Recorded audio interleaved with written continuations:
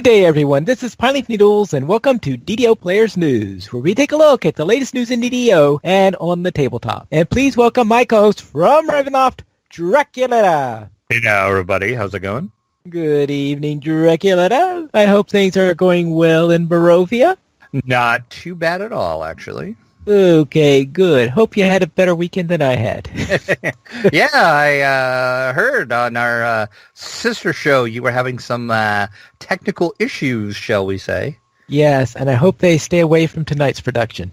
I do too. I guess time will tell.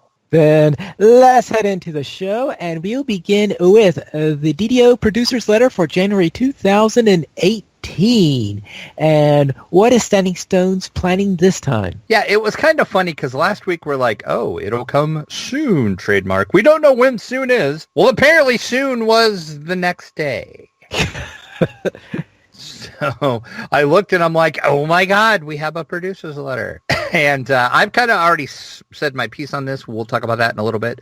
So we're going to hear what you think about this, Pine Leaf. But yes, as you said, our 2018 long-awaited producer's letter is here. And Severlin has plenty of plans for the DDO team in 2018. He starts the letter out by saying, "Greetings. Our first year as Standing Stones game is behind us, and we want to thank our fans for being part of a wonderful year.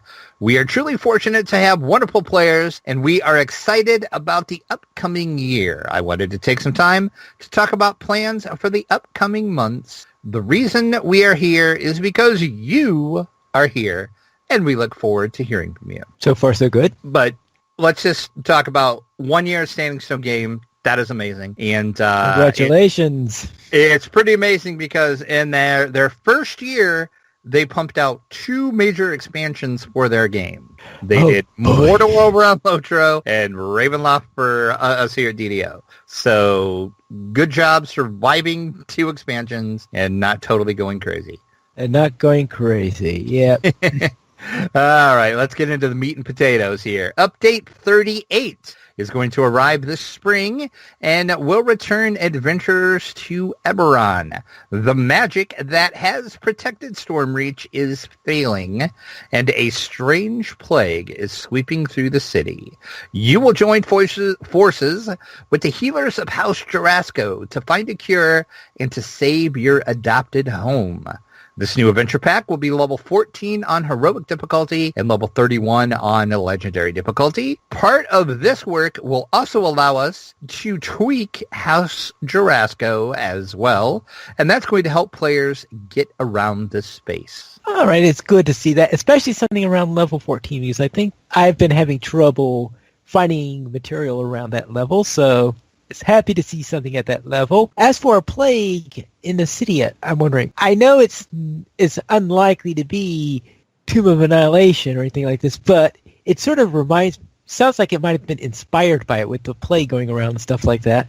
That's kind of what I thought of too. I'm like, I wonder where they got the plague idea from. Well, not that plagues aren't exactly a common theme in literature anyways, because it's also a common one in history. Very, very true. But yeah, so, and I was happy with seeing him return to Eberron, and as well, the level 14 was nice to see.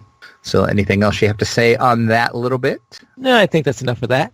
All right, we will move on then. We're also going to be doing a bit of work on the anniversary event, and this will include some new event rewards as we celebrate DDO's 12th year. We will have a special gift for players, but do not want to spoil the surprise.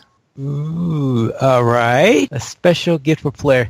Well, yeah, as you said, it's a bit of a tease because we're saying, okay, what's it?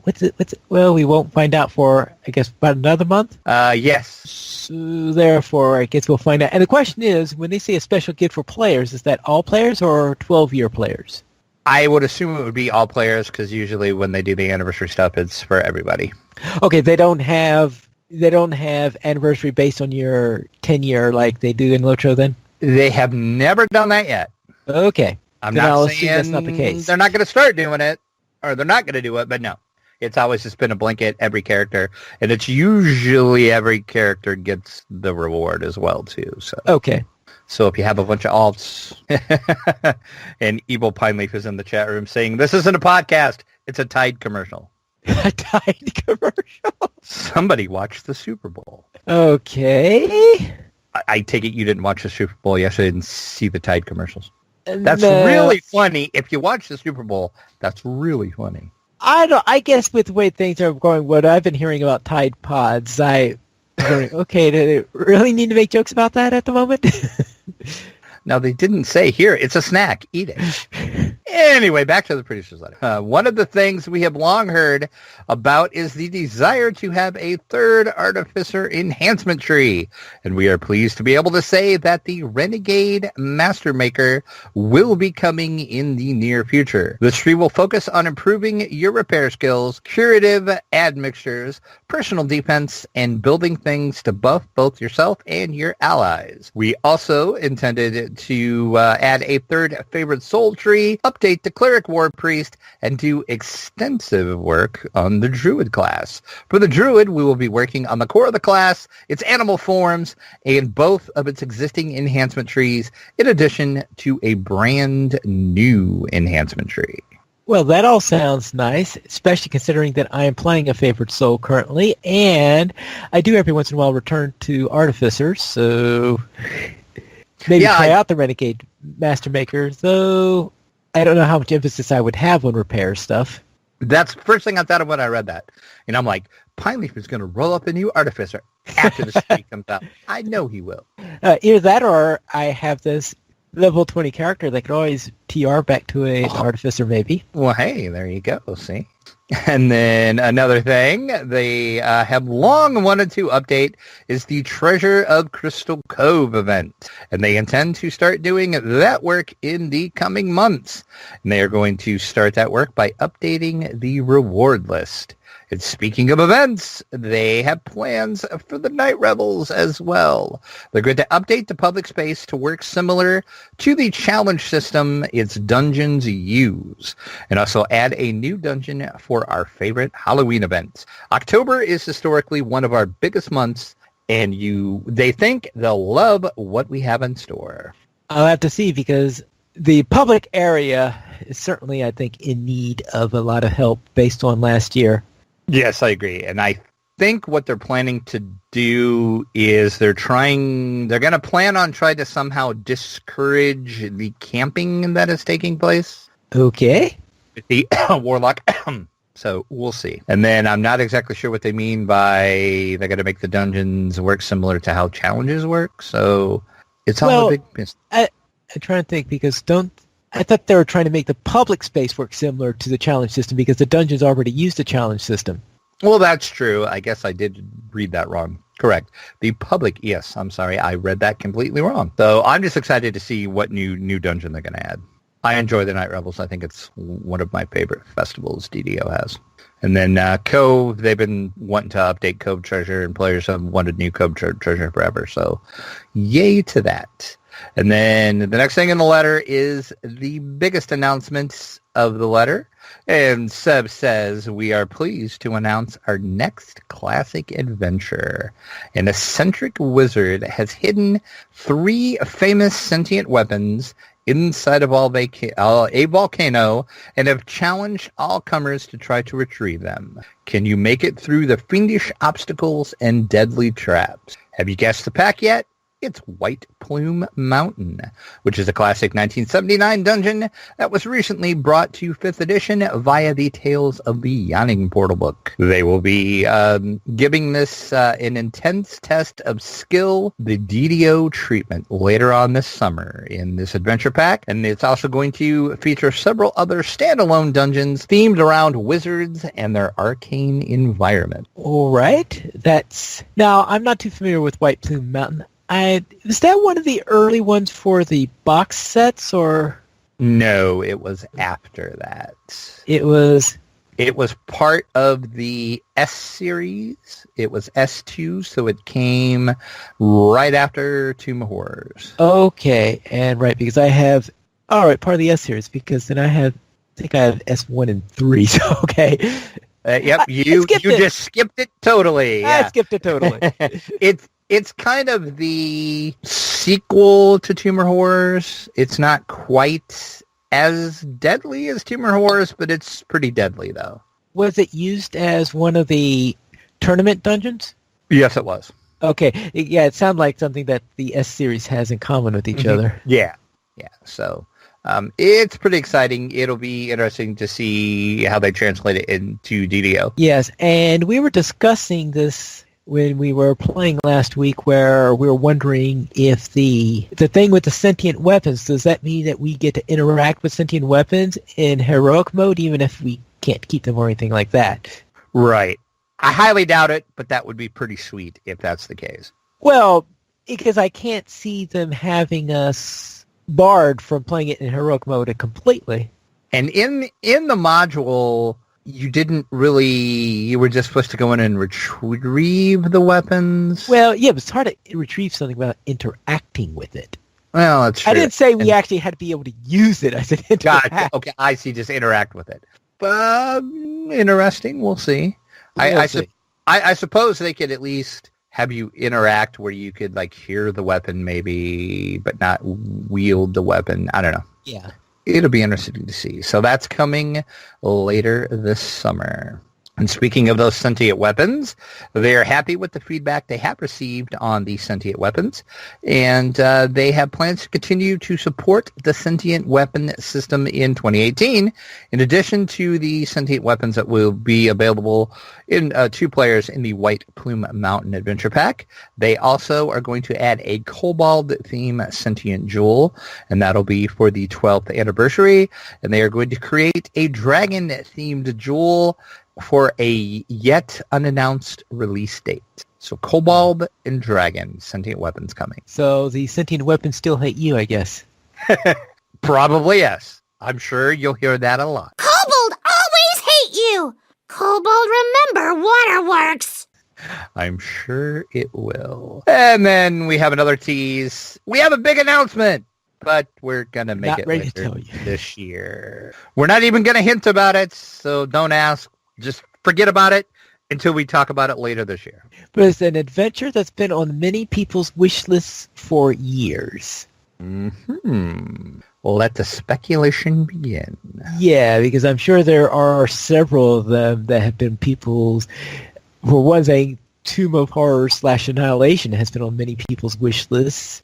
I don't know how much Barrier Peaks has been on people's wish lists. In the forums, people are throwing about all sorts of names, and all the above you talked about has came up several times. I'm sure they would. Okay. But only a few people have said what I think it's going to be. Ooh. I think it's going to be Keep on the Borderlands. And the reason why I'm smelling Keep on the Borderlands in our future is if you look back, the Ravenloft was based off of the 5e Curse of Strahd. Right. I mean, it had like nods to the original Ravenloft, but they really just took it from Curse of Strahd.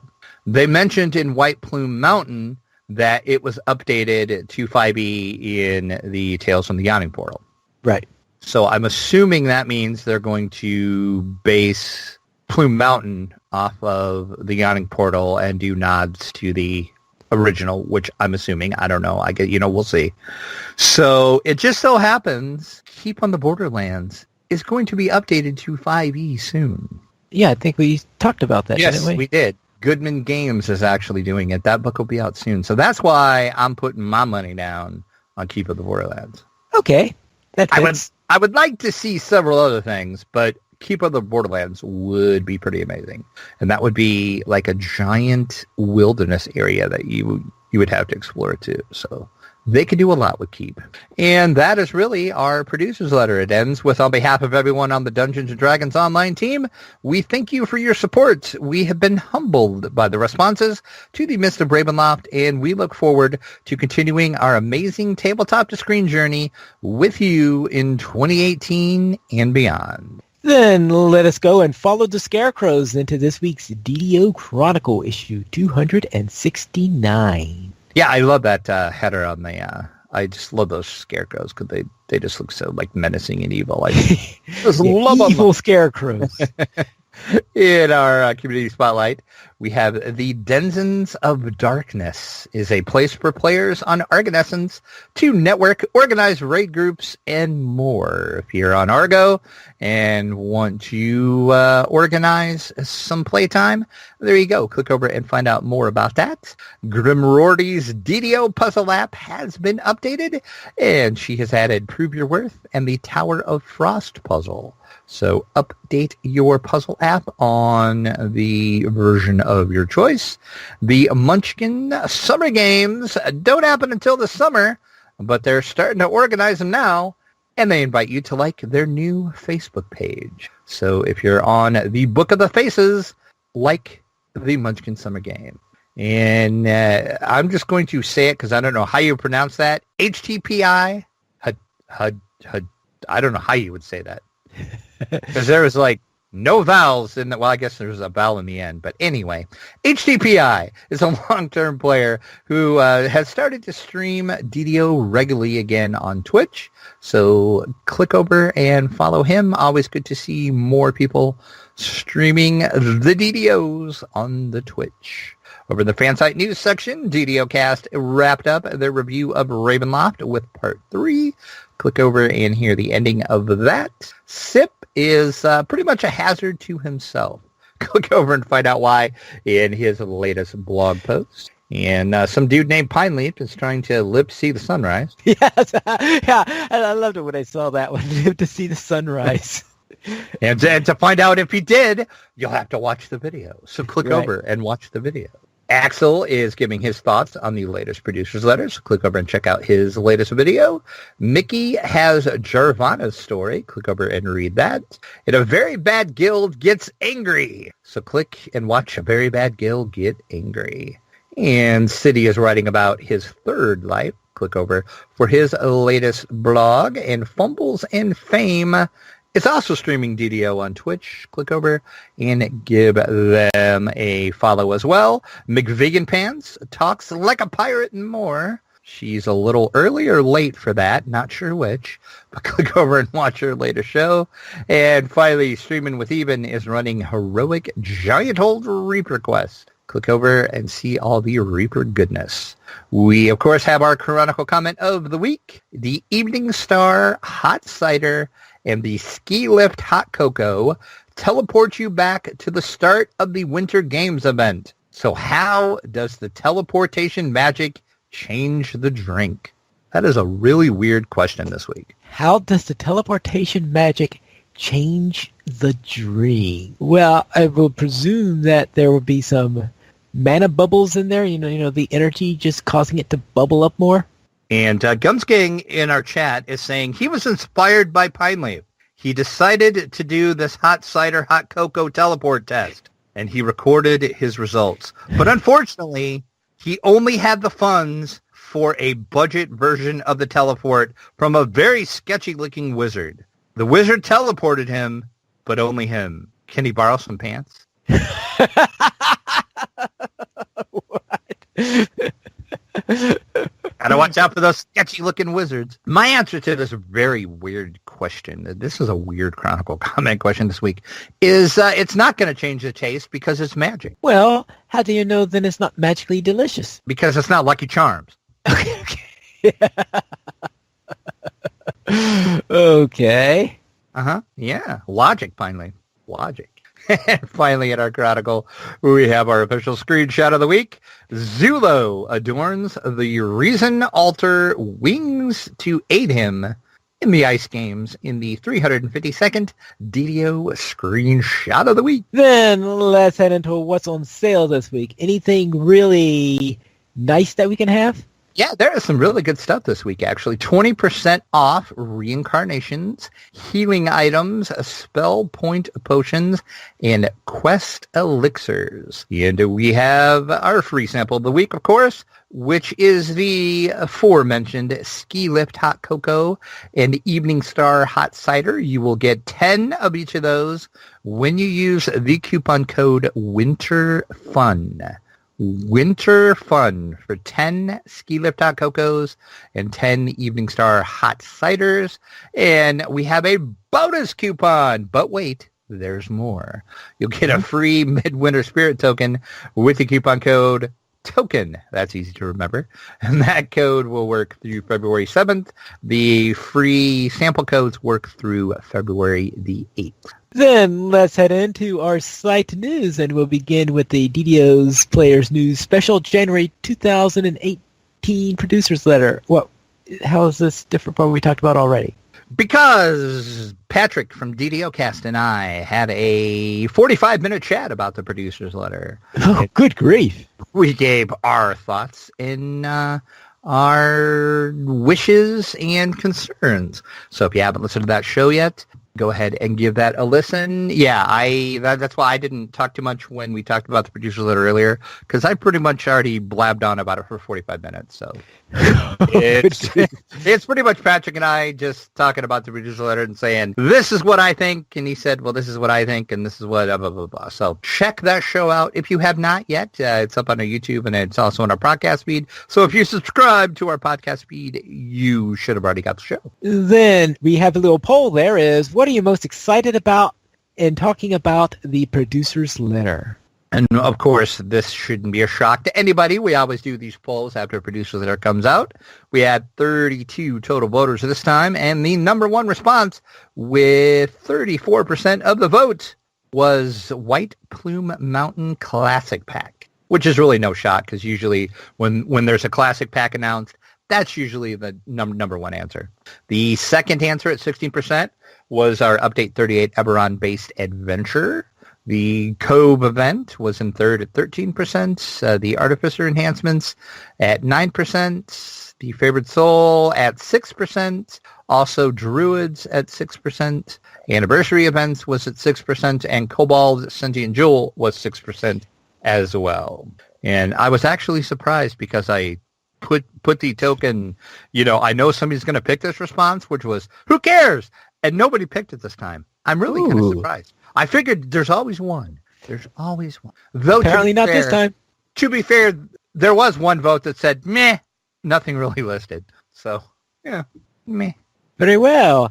And it looks like you did a little case of spoiling stuff on what was in White Plume Mountain. I did. I spoiled all of the things. I spoiled everything. So if you want to be surprised when White Plume Mountain comes out, I don't know how faithful they're going to be to the module, but you probably don't want to read the second half of this article I put up because it's spoilerific about exactly what happens. Spoilerific. Spoilers abound, finally. But yes, of course, and we kind of touched on this too. If you did not know, the White Plume Mountain Adventure was S2, and it came out in 1979, and it was written by Lawrence Scheck. And the S, if you're wondering, stands for special. It was designed for characters levels 5 to 10, and it originally came in at only 12 pages. But shortly after it was released, it was expanded to 16 pages. And White Plume Mountain is most famous for being a puzzle dungeon. There are several spots in the dungeon where there is a puzzle or there is a riddle. And you have to solve the riddle to move forward in the dungeon, or you have to solve the puzzle. And you're excited about this? I am. I don't mind them in tabletop. Okay. Yeah, but I just wondering, because it sounds like to me, usually when we run to puzzles, it's, okay, Pineleaf, your turn. Exactly. I hate the hell out of them in DDO. But in tabletop, I don't mind them. Okay. And I think... it looks like I made a mistake earlier when I said I had S1 and S3. I meant S1 and S4. Okay. Oh, okay. Yes, and of course, to skip over the spoiler parts, the S1, of course, was Tomb of Horrors. S2 was White Plume Mountain. S3 was Expedition to Barrier Peaks. And S4 was the Lost Caverns of... And I never know how to pronounce this because I've heard it pronounced so many different ways. Sojkant. Okay. Oh, well, something. Something like that. I usually just call it the Lost Caverns of Tea because I can never pronounce that weird name. I don't yeah, I have a feeling the J, it might flow better if the J is pronounced like a Y. Soikant? Yeah, sure. Yeah. That sounds good. Like I said, I'd call it the Last Caverns of Tea. And then all these S modules, about in the I want to say it was maybe mid-80s, something like that, was put together in a book that was called The Realm of Horrors, and they kind of changed them a little bit. It's horrible. Stay far, far away from it. Horrible, horrible, horrible book. It was one of the first super modules that were out. Horrible book. But if you are interested to see what S2 is about, you can get it over on the DM's Guild. And also the sequel, The Return to White Plume Mountain, is also available over on the DM's Guild. It was updated to 3.5 as well, which that is available on the DM's Guild. And, of course, it was included in the Tales from the Yawning Portal for 5th edition. That is available at your friendly local game store or also Amazon. And in case you missed it, we did a review on Tales from the Yawning Portal when it came out. Then let's have a look at what's coming in from the dungeon. And there is going to be a new D&D 5th edition book coming out. Mordenkainen's Tome of Foes. Ooh, sort of a monster manual type thing? Yes, but don't call it Monster Manual 2. Okay. Why? In the live stream, this was announced on the fireside chat that they do over on the DDO Twitch. And after they announced this, somebody said, "Oh, it's Monster Manual 2." And boy, did they get kind of upset when people said that. Ooh. I don't quite understand why, but they were like, "It is not the Monster Manual 2." It was like, okay. Then that implies then that we're talking about specific foes, maybe descriptions of specific enemies of already known races, perhaps. You know, right now we don't know a lot about it. Well, let me rephrase that. At the time I wrote this article, we didn't know a lot about it because they just kind of held it up and said, "Hey, look, we have a new book coming out. And we're going to tell you about it more on Monday," which was today. I was out and about most of the day today, but when I got home, I looked, and I did get a press release from Wizards on it. So tomorrow, on Tuesday, I will put a updated post up for this with some more information. But going by what we knew then when I put this post up, they are saying the tome is built on the writings of the renowned wizard from the world of Greyhawk, Mordenkainen, and he has gathered over a lifetime of research and scholarship in his travels to the other realms and planes of existence. He has made many friends and has risked his life an equal number of times to amass the knowledge contained herein. In addition to Mordenkainen's musing on the endless wars of the multiverse, the book contains game stats for dozens of monsters, new demons and devils, several varieties of elves and Dugar, and a vast array of other creatures from throughout the plane. So once again, the book is called Mordenkainen's Tome of Foes. There will be a regular cover and a variant cover like they've been doing. The variant cover will only be available at your friendly local game store. It's going to have an MSRP of $49.95. Release date is going to be May 29th. And it's going to clock in at 256 pages. I think the biggest thing you can take from this is Greyhawk.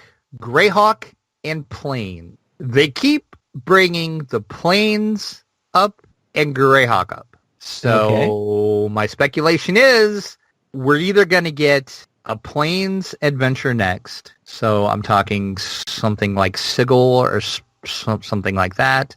Or we're going to get Greyhawk. Because the Unearthed Arcana that they do where they post up it's like beta versions of new things. They're not official. You can play test them in your games. They may be overpowered. They may be broken, but they just want to test it and get feedback on them. A bunch of the Unearthed Arcana that's been coming out has had a lot of Greyhawk stuff. It's been like either Greyhawk character classes or it has a tie into Greyhawk somehow. And it also has ties into the planes. So we're either going to get planes or Greyhawk for 5e soon, I think. I hope. Greyhawk, please. That would be amazing. We also have the Rivendell Region Guide coming for adventures in Middle-earth and Despite the name, though, I have noticed that there are things other than Rivendell in there, such as the nearby troll shawls. And Evil Pineleaf in the chat is going back and saying, yes, Planescape rules. Okay. Planescape 5e would be amazing. Greyhawk 5e would be amazing too. Yes, the Rivendell Region Guide for Adventures in Middle-earth. This, of course, is for Cubicle 7's Adventures in Middle-earth 5e game. And this is going to bring the eastern part of Eriador into Adventures in Middle-earth. So it's going to cover Rivendell, Angmar, Fornost, Mount Graham, Thorbad, and everywhere in between. That's a lot of space. That is a big space. They are covering a lot of stuff. And it's going to give you a history of Arnor, Angmar, and the Rangers of the North. There is going to be new monsters to face. That is going to include Ettins.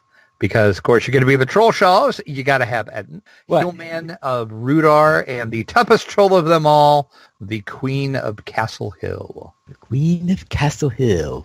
Which I have no idea who that is. And maybe I'll avoid her. She doesn't sound fun, I'll put it that way. Yeah. And also going to include some more undead creatures, bog soldiers, and barrow wights. And the Lord of the Nazgul, the Witch King of Angmar, will also be able to taunt your players as well. Oh, fun. The pre-order for this is going to appear soon over on Cubicle 7 site. We will, of course, link to that when that happens. Then let's see what's on the tabletop. And it looks like Hasbro is coming out with a game that sounds like the most useless game I ever heard advertised. I couldn't wait to hear what you had to say about this. Really? We need a cheater's edition of Monopoly? Yes, we do, because people cheat at Monopoly, Pineleaf. It happens. Hasbro has proved it. They did a study.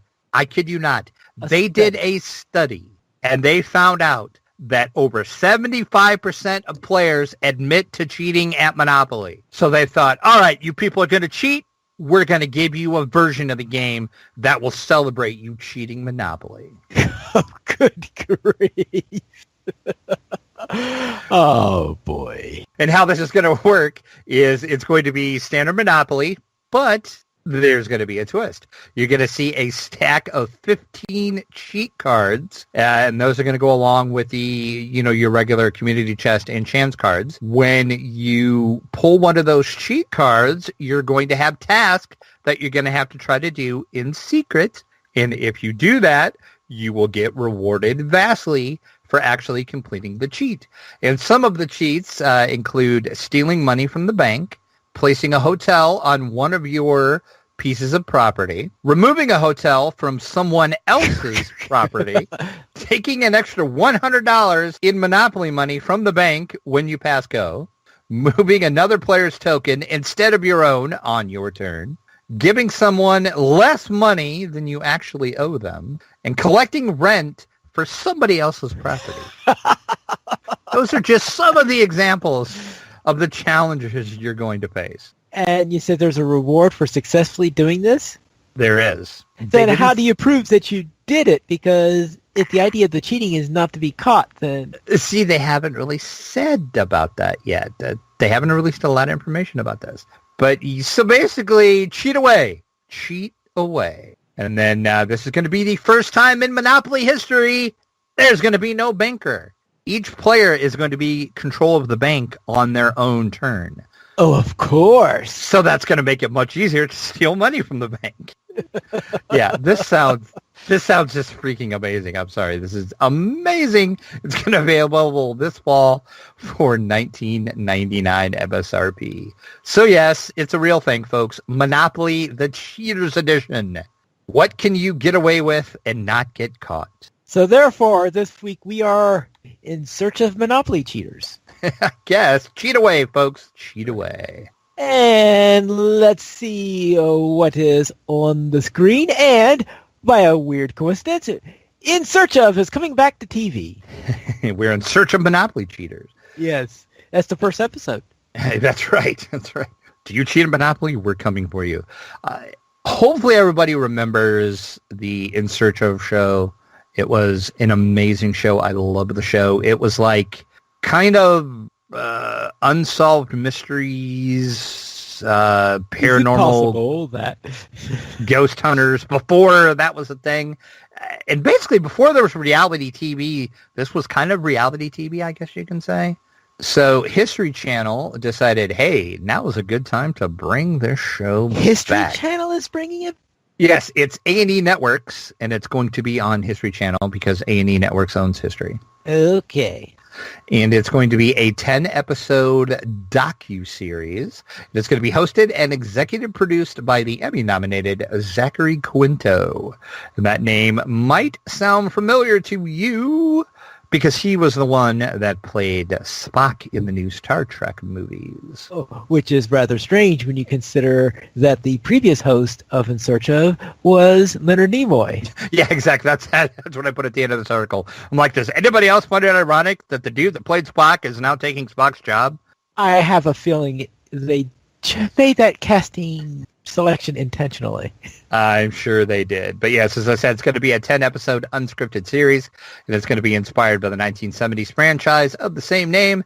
They will explore phenomenon such as alien encounters, UFO sightings, time travel, and artificial intelligence all around the world. Oh, you said unscripted? It's unscripted, yep. Okay. So it's just going to be Zachary Quinto just going around and it's like, hey, was that an alien? I don't know. Let's see. Do you think that was an alien? No, I don't know. I don't know what the show's going to be. But We'll have to bring this up to 11 then. It's going to be interesting.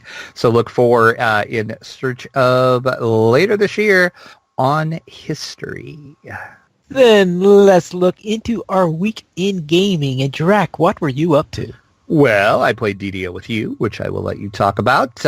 Also, I have my Ranger, which is a level 10. I jumped into House Durasco, and I started the Dalera's Tomb story arc, because I noticed I have not done that yet. So I need my voice, so I'm going to have to run that. So I started running that, doing that on Elite. And I did the Mysteries of Dalera's Tomb, the Missing Party, and Free Dalera so far. No problems really whatsoever with that. So we'll see how that goes. And I had another crazy, weird week again. So that's really all the gaming that I did. I didn't do much of anything else. So hopefully this week I can actually get some more gaming in. So what did we do and what did you do? I see you did a lot of stuff again, according to these show notes here. So. Well, not as much as I would normally be able to do due to certain problems. But in DDO, I first off took my favorite soul, went into the Kobold's Den to mainly get some favor with the Coin Lords. So I did the Kobold's Den, then recovering the Lost Tome, then Irestone Inlet. Then after that, I got my fourth bag. Then we joined forces together to go into finishing up the Tangleroot stuff with the Doom of the Witch Doctor and the Last Move. Then in House Fee, we went into Cage Trolls and purged the Heretics. I didn't get any more DDO in because certain technical difficulties I was having with my computer system. In Minecraft, I started building a hall that I'm calling the Hall of the Triumphant Pine, which is part of my Temple of the Elemental Pine. So it's really huge pine and a really huge hall. And I decided that the best thing to do with this, because I was wondering, what in the world am I going to do with this hall? And eventually I decided the best thing to do with it was make it a ballroom. So therefore I have it a ballroom with tables on either side of the dance floor. And I was hoping to finish it this week, but because of technical difficulties, I haven't been able to get in order to finish it. So I was about 2/3 of the way through when the difficulties started to smack me in the face. In tabletop, I ran a little bit extra tabletop simply because, well, I didn't have computer access during a lot of the time. So I played several games of Aeon's End. So Malastar versus Rageborn during Mojo. I was trying to get a better score on that. No can do. Rageborn just goes smack, smack, smack, smack. Then today I started my battles against the Carapace Queen. And the Carapace Queen, I don't know, are you familiar with Aeon's End? Yes. I played it one time at Origins. All right.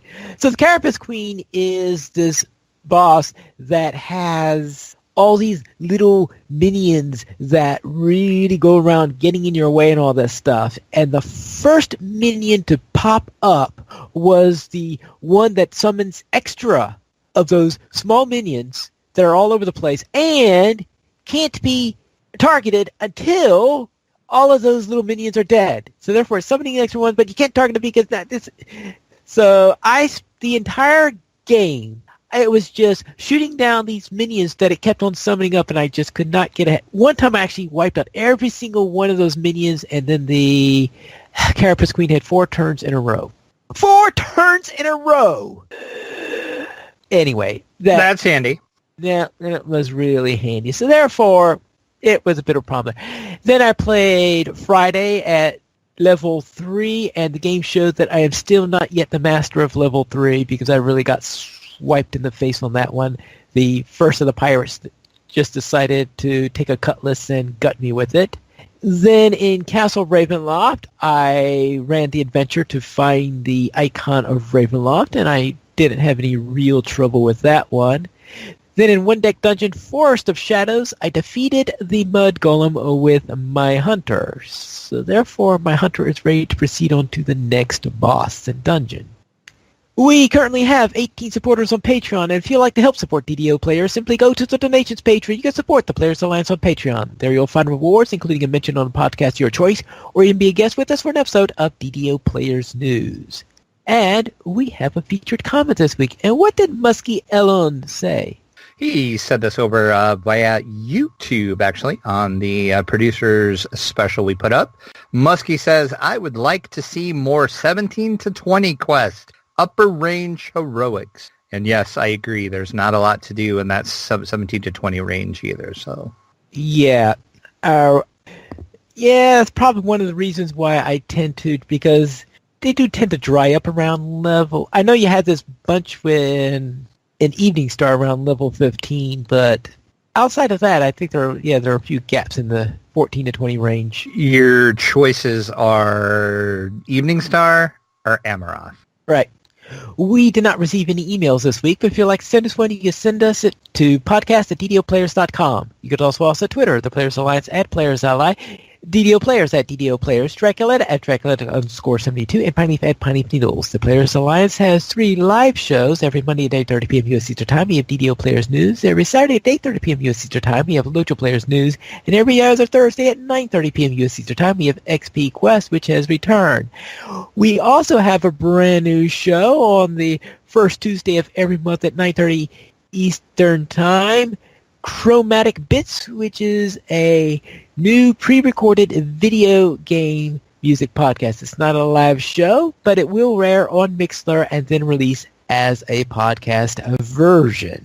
And I put a typo in the show notes. That's at 8:30, not 9:30. Oh, it's 8:30. All right, then. Yep. And you can join us for our live shows at ddoplayers.com/live. And that's all for tonight. And this is Piney Needles reminding you to quest responsibly.